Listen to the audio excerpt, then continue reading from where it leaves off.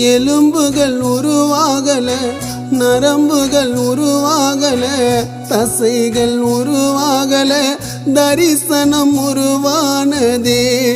தாய் கருவிலே தரிசனம் உருவானதே.